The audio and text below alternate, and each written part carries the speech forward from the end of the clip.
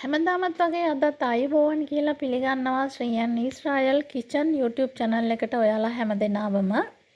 අද හදන්න යන්නේ මේ දවස්වල ඊශ්‍රායලයේ ටිකක් සීතල නිසා ඔන්න රස සුප් එකක් හදාගන්න විදිය ගැන.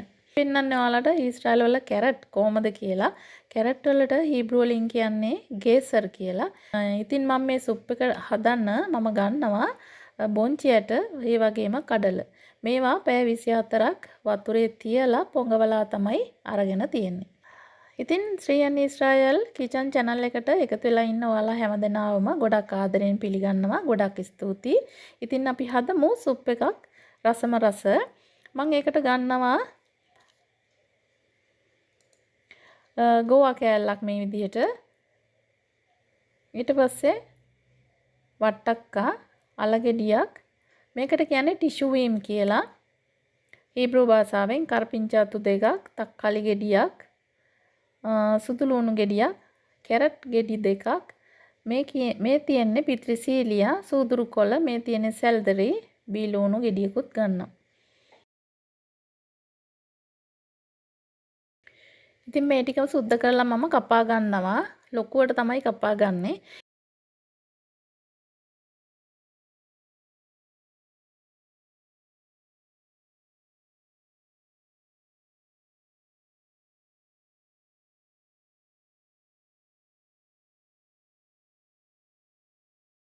ඊට පස්සේ මම සීර එකක් මේ විදිහට ලිපෙන් තියලා තෙල් චුට්ටක් එකතු කර ගන්නවා ටිකක් මේ විදිහට.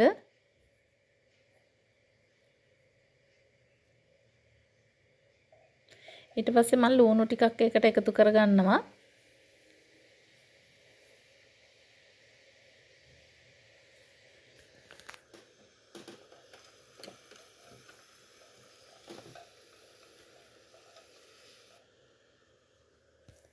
ඊට පස්සේ මම චුට්ටක් මේ විදිහට කලවම් කර ගන්නවා ලුණු ටික තෙල් එක්ක.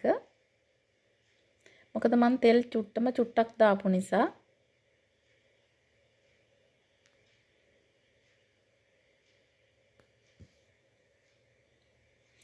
ලුණු වලට කියන්නේ හීබ්‍රු වලින් බත්සාල් කියලා. තෙල් වලට කියන්නේ ෂේමෙන් කියලා. මම එකතු කර ගන්නවා සූදුරු කුඩු ටිකක්, ඒ වගේම කහ කුඩු ටිකක්, ගම්මිරිස් කුඩු ටිකක්. ඊට පස්සේ එකත් හොඳින් කලවම් කර ගන්නවා මේ විදිහට.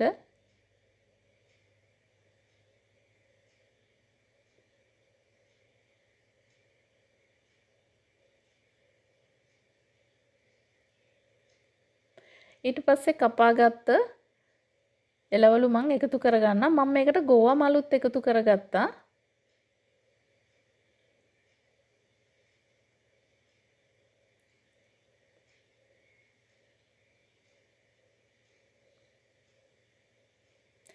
මම එළවලු ටිකක් ලොකුවට තමයි කපා ගත්තේ.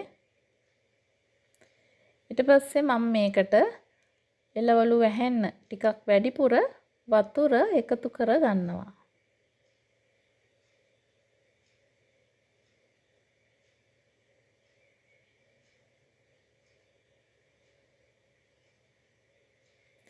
මේ ගානට මම වතුර එකතු කරගත්තා.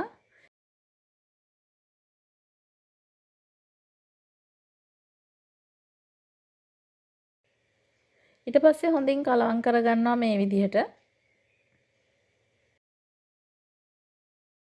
දැන් මම මේක වහලා තැම්බෙන්න තියෙනවා.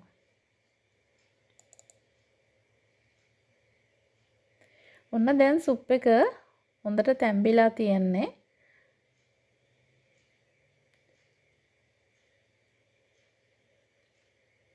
ඊට පස්සේ මම මේකට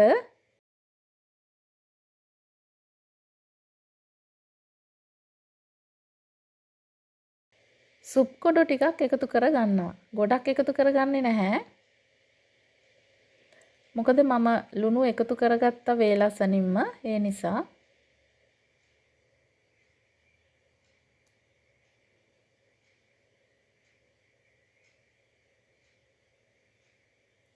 ඊට පස්සේ සුප් කුඩු ටිකක් හොඳින් දිය වෙනකන් මේ විදිහට හැඳි ගන්න ඕනේ. දැන් හරි සුප් එක රෙඩි. මම කඩල සහ බෝන්චියට වෙනම බොයිල් කරගත්තා. ඉතින් ඔයාලටත් ඊශ්‍රායල් වල මේ දවස්වල සීතල නිසා ඔන්න මේ විදිහට රසම රස සුප් එකක් හදාගන්න ලේසියෙන්ම පුළුවන්. බලන්නකෝ කොහොමද?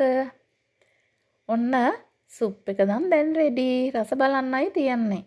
ඉතින් ඔයාලත් මේ විදිය සුප් එකක් හදලා රස බලලා මේ වීඩියෝ එක යටින් කමෙන්ට් එකකුත් ලියන්න අමතක කරන්න එපා. ඉතින් හරි ඔන්න සුප් එකක් මේ විදියට ලේසියෙන්ම හදාගත්තා. ඊශ්‍රායල් අලුතෙන් ඇවිල්ලා ඉන්න අයට ගොඩක් වැදගත් වේවි.